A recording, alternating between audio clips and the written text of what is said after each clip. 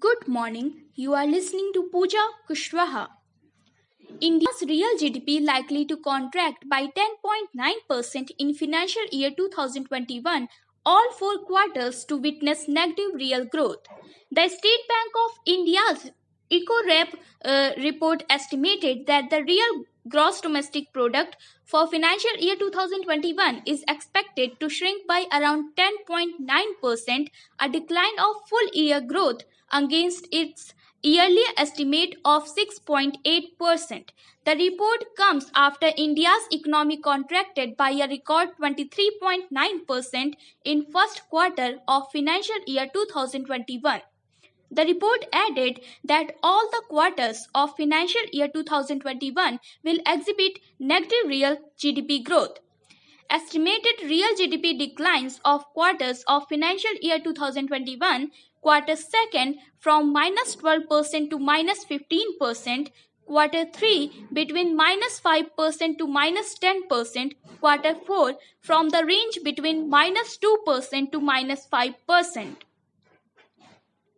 First quarter, the contraction in the first quarter was due to the nationwide lockdown imposed on March 25, 2020 in the wake of the lockdown pandemic. It is India's worst growth performance since India started to report quarterly GDP data in 1996. It is far worse than the market and its estimates.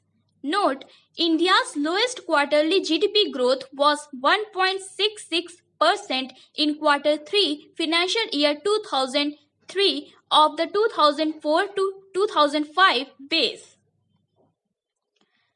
As expected, the private final consumption expenditure growth collapsed as the measures of COVID-19 has reduced the consumption of mostly essential items.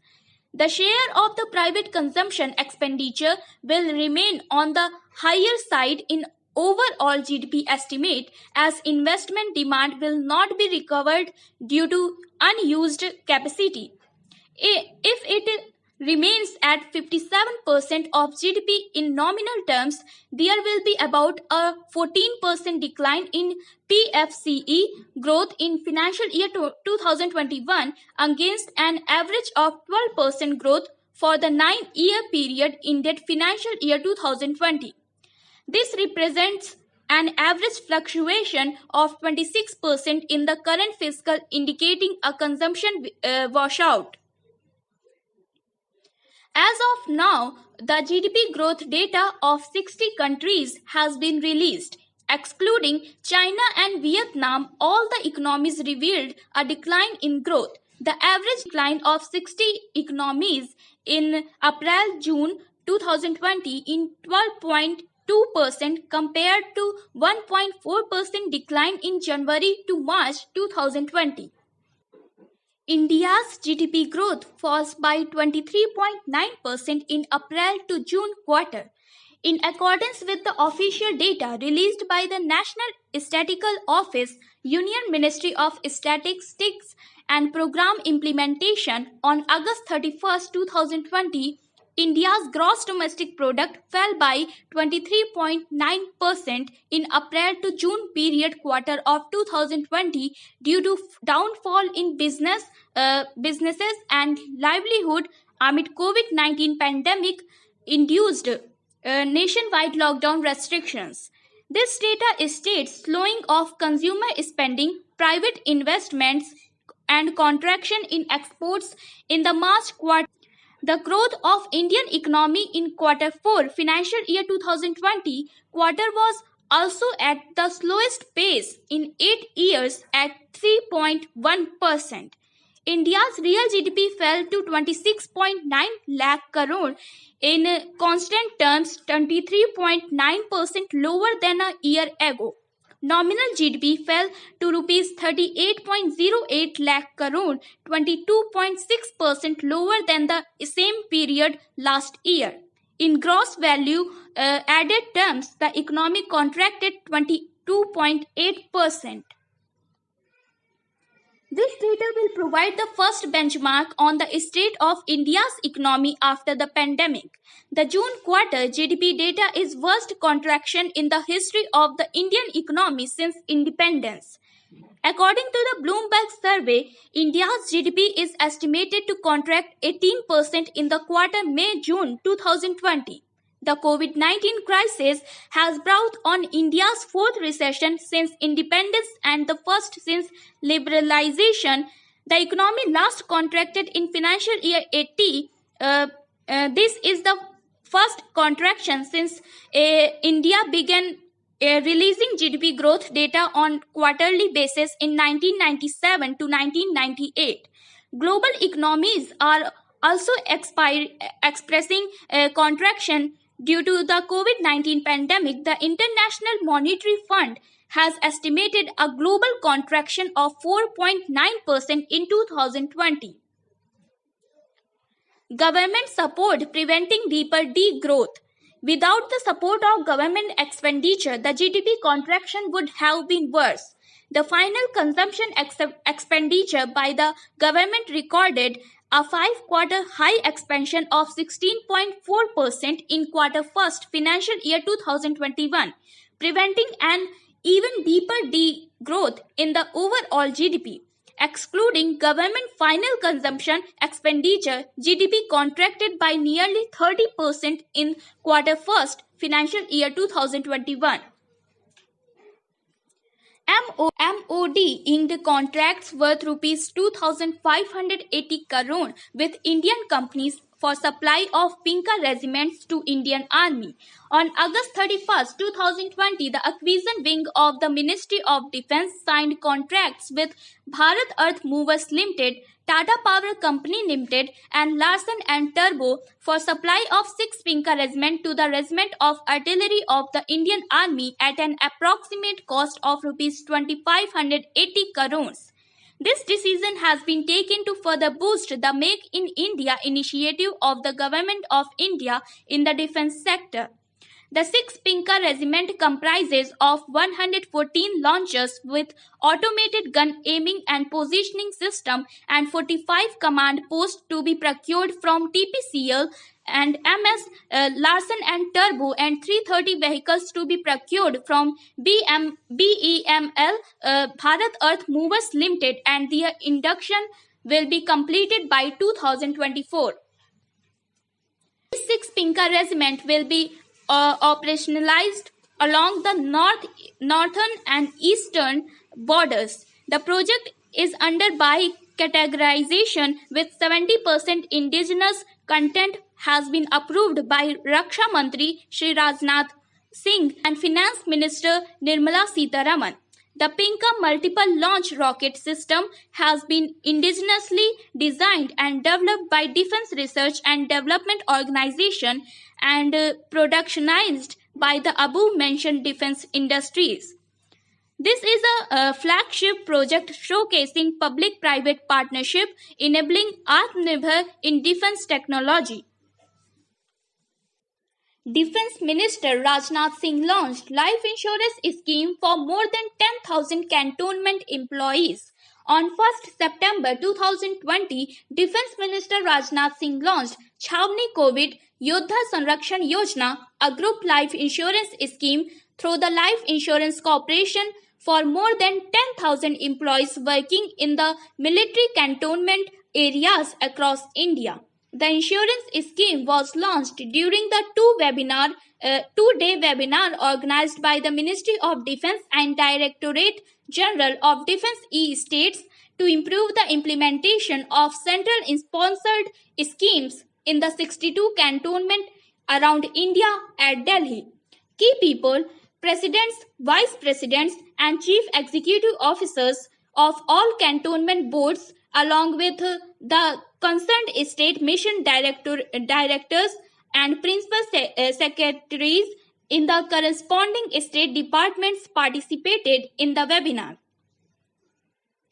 Chhavni COVID Yodha Sanrakshan Yojana will benefit the employees of all the 62 cantonment boards and will provide a cover of Rs 5 lakhs each in the event of any fatal misfortune. This scheme will benefit the permanent contractual employees, which includes doctors, paramedics, and sanitization staff.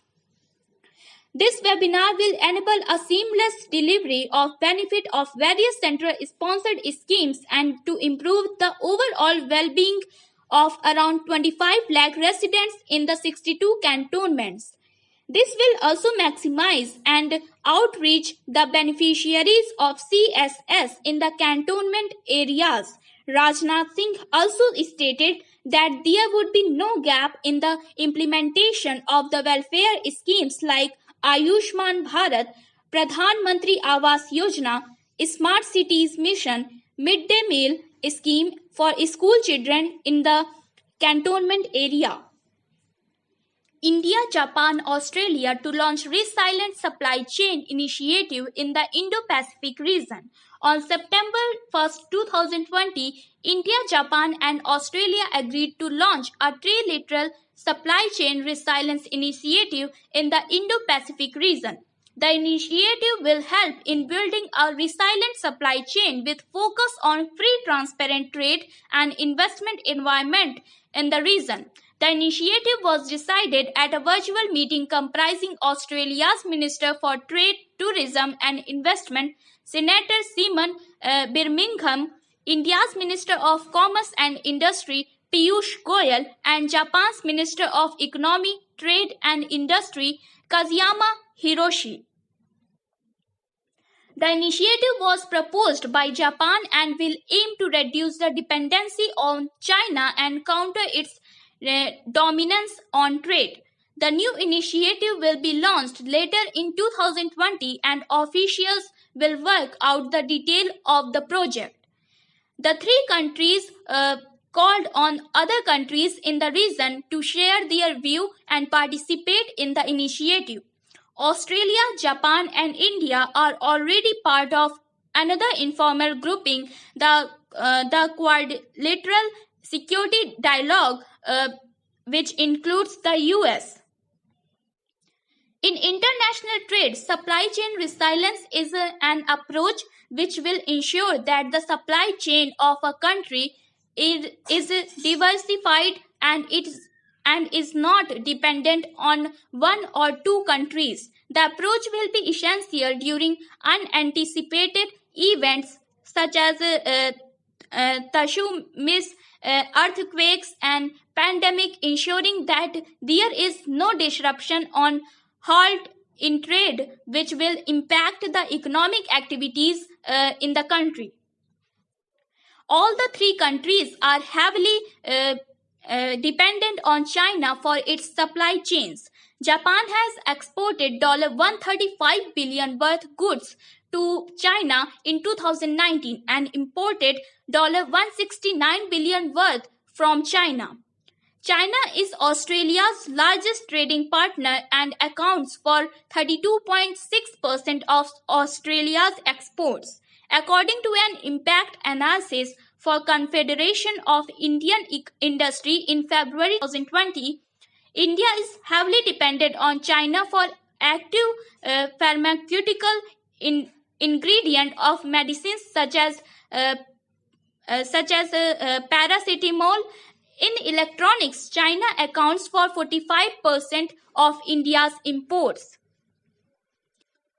European Investment Bank to invest Euro 650 million in Kanpur's first city metro line. The European Investment Bank will invest 650 million euro in the construction of Kanpur first city metro line. The 32.4 kilometer urban rail line with 18 elevated and 12 underground stations in EIB's second biggest operation outside the European Union till date. It is the second metro rail project supported by the EIB in Uttar Pradesh following the Euro 450 million investment in Lucknow metro rail system. Uttar Pradesh Metro Rail Corporation Limited is the promoter financial intermediary for this project. The €650 million investment is the fifth investment of EIB in green infrastructure and connectivity in India. The EU Bank has invested in metro rail system in Bhopal, Pune, Bangalore and Lucknow. With this investment in Kanpur, EIB's approved support for metro rail system in India has reached Euro 2.65 billion, which is more than half of the total EIB investment portfolio in India. The project contributes to global climate action while strengthening EU-India relations. It will enable about 3 million people in Kanpur to benefit from green, safe, fast and affordable public transport. On completion of the rail, it will create 1,100 new jobs and enable around 116 million more affordable commutes every year. It will create an affordable and accessible public transport network and an alternative to heavily congested streets. It will also minimize pollution and greenhouse gas emissions and helps to improve air quality across the. The investment will advance the social and economic recovery of the city from the impact of COVID-19 pandemic and support the local economy in the long-term revival. This investment will boost GOI and its urban development smart cities mission as Kanpur is one of the first 100 targeted smart cities in the country. The project will also help India to achieve few UN Sustainable Development Goals, namely SDG 13 Climate Action, SDG 11 Sustainable Cities, and SDG 5 Gender Equality. EIB in India.